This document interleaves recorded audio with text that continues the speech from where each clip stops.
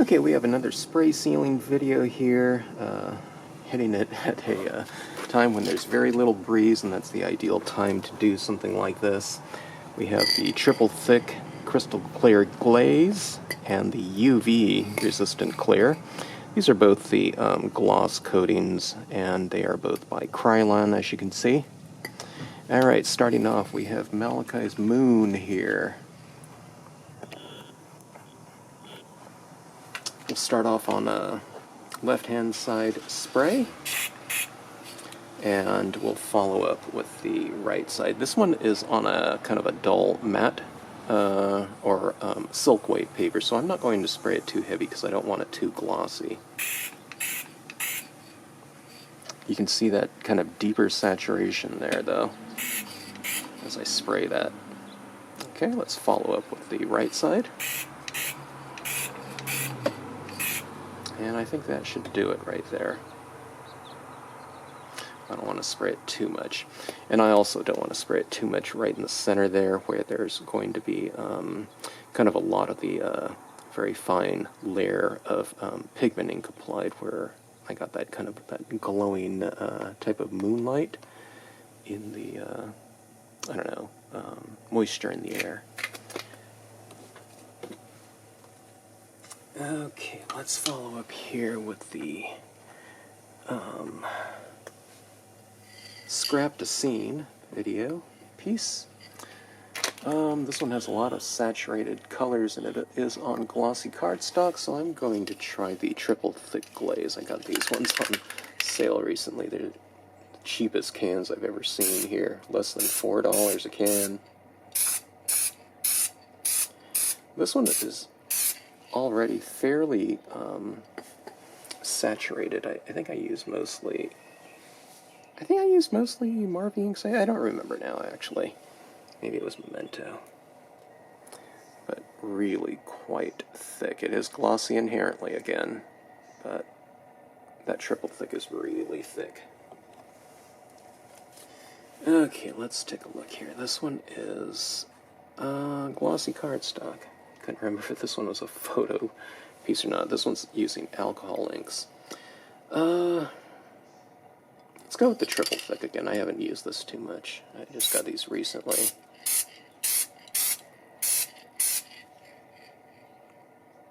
Kind of bringing out some really good saturations there.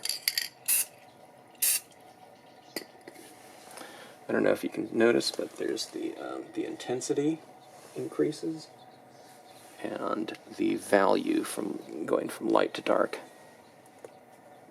Okay, let's see. This one's a long piece, so let's go top to bottom. Let's spray the top part. I don't know if you can tell, like, I can especially tell, like, right in those areas, on the left and right hand side especially. That blue is fairly deep and rich inherently. But I don't know if you can tell the intensity from like that blue to that blue down there. It looks a little dull on the bottom, doesn't it? So let's give it a spray. I'm applying the standard spray paint type of process here of, you want to have it's probably about 8 inches away, short bursts. Otherwise you'll get a little bit of puddling. Yeah, sometimes I do get a little bit of puddling anyways, but you don't want to have too much of it. Or, I don't know, if you could avoid it. Alright, this one is fairly delicate. It's not really too dark. I don't want it too dark, you know, and saturated, so let's just give it a short burst just to protect, and, I don't know, do bring out some colors. This one I carded up, formatted, so this is going to affect the card as well. It'll probably darken it a little bit. Looks good. Just a few short bursts, and you know, it really kind of saturated some of the tones a little bit more, and it brings out a little bit more of that specular light, those little highlighted kind of sparkles in both the water and in the sand there, because there's very little contrast in this scene in general. But you know, I can see those little highlight dots in there. Boy, it sure is loud out here. For a while there was no one driving. I'm talking about months ago. Alright, let's look at this one. Glossy cardstock again. Pretty deep and rich saturated scene, but let's look at the left and right hand side of this one. Okay, you can tell it kind of darkens up quite a bit.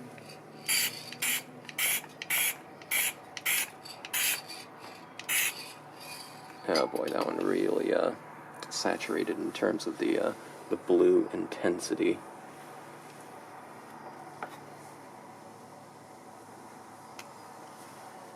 Okay, let's get this moving here. This one's a matte piece of paper using the hybrid inks. Okay, I do have some Spray Fix matte spray, but on this one I'm just going to use the gloss, but I'll just hit it very lightly with those short bursts, and that'll give it a little bit more of a, I don't know, kind of a less of a sheen. So I'm just kind of protecting.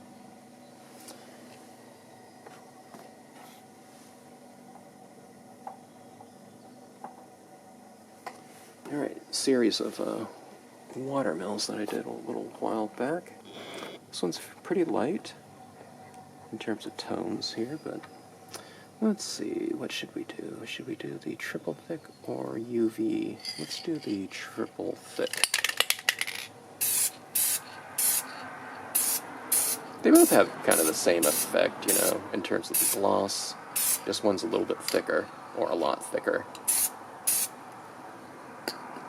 Alright, so the less contrast and intensity you have, the more subtle kind of the changes when you spray it. But those little subtleties, like I said before, they are effective in terms of bringing out kind of the smaller little details. I don't know if you can see it in the camera right here, but there's little kind of pink dots on these rocks. I did it to kind of represent the foliage, the spring kind of pink foliage, kind of in the water and being reflected in the lighter areas there. Half-page scene. Oh, let's try this one right here. This one's just all black, monochromatic. Remember, monochromatic doesn't necessarily mean just grayscale. Monochromatic can be, you know, a color. It's just kind of one color in various values, okay? Alright, let's try the, let's do it UV. I don't know if you can tell. That side looks a little bit blacker now. It's also more transparent. You can see more of the cloud stamped underneath in kind of subtlety. It looks a little bit deeper in terms of distance and space when you make the inks a little bit more transparent than, say, translucent. They kind of dry to a dull sheen sometime, even though it doesn't look like it, but then when you spray it, it kind of really brings out just how, you know, frosted over the inks became when dry.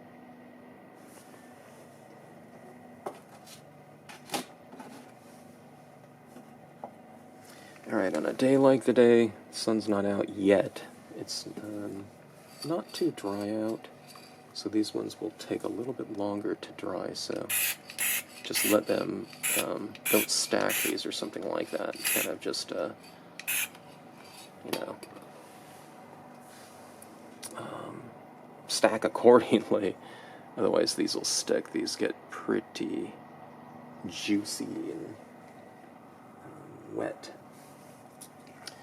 Alright, these ones are a lot of fun, playing around with kind of spring foliage like that.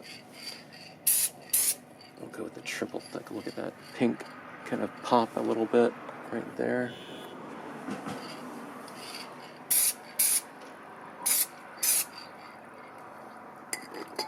This one was the quick scene version of some of those other compositions, but see those little pink little highlights with the paint pen.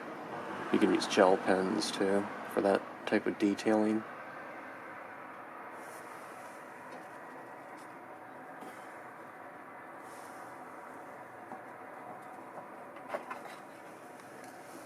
Okay, this one is photo paper. Okay, this is a lot of alcohol pens on photo paper. Alcohol could potentially run a little bit if you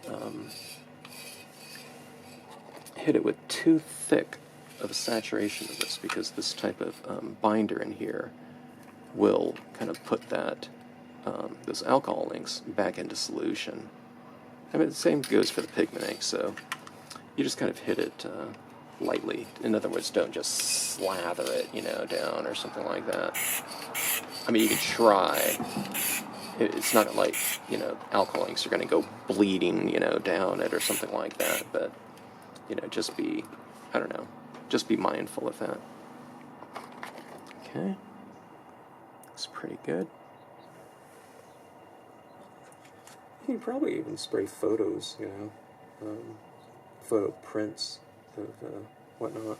I know they have actual photo. I think there's actually a photo spray that you can spray your just standard photos with. I'm not talking about photo stamping, but just photographs.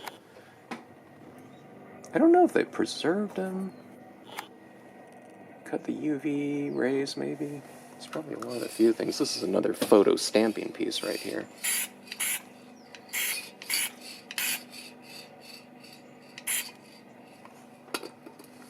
I don't know if that really did too much. This was already looking fairly saturated, but I don't know if you can see those little highlights in this area.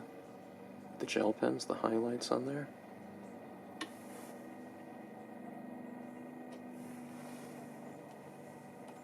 A lot of fun photo stamping. If you haven't watched some of those videos, take a look and, I don't know, give it a try. It's a lot of fun. It's very easy and pretty quick, too.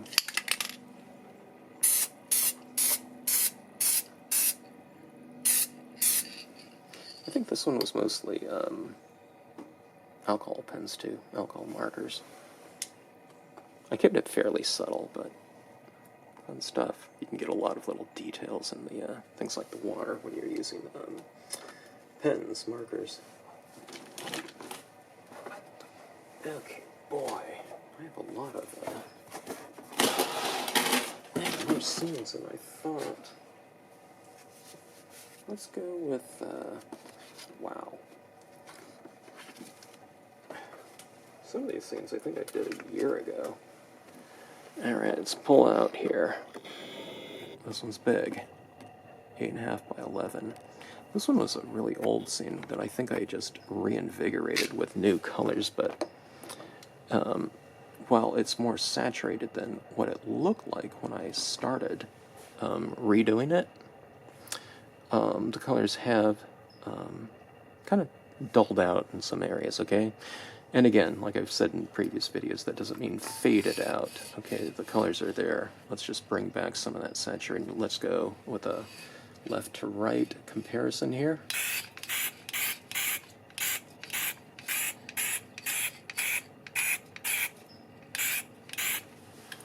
Okay. I can see the transparency in those rocks a little bit more. It's not coming around too much. I think I used all Marvy on this one, so Marvies tend to retain the intensity a little bit more than some other ones. The other ones, like I said, they're not fading out, and it's not about quality or something like that. Just something in the binder to keep the inks thicker. Okay, this one's coming around more as it kind of soaks in a little bit. Yeah, God, that is really saturated down there. A lot of the transparencies and whatnot are really coming about right in there. And then I splatter painted this. The splatter paint really kind of shows up a lot more with the Dr. Ryan's bleed proof white, just because the contrast gets a little bit more extreme. Okay, boy, that was you've seen. And let's do my butterfly scene. I think I'll hold my rest of the pieces for a little while. I don't have a place to store all these drying pieces for now. Okay, let's go with this one right here. I don't think this is going to do too much. I have a lot of pigment ink on the perimeter, and like someone mentioned when they saw the video, they said, I wish you didn't use so much of that. And I agreed. I put a little bit too much pigment ink on the side. So I think I'm going to hit this one mostly in the center, where where I didn't use so much of the pigment ink, but some of this will kind of spread out to that area, and it'll make that pigment ink a little bit more transparent and not so extreme.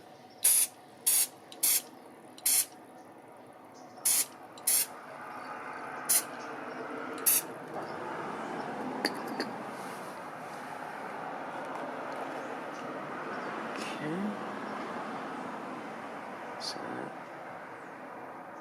it's real shiny in the middle and kind of less shiny on the sides.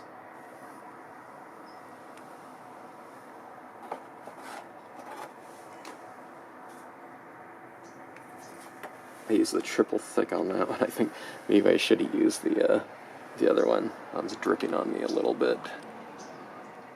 I really have to get used to the triple thick. It is so thick.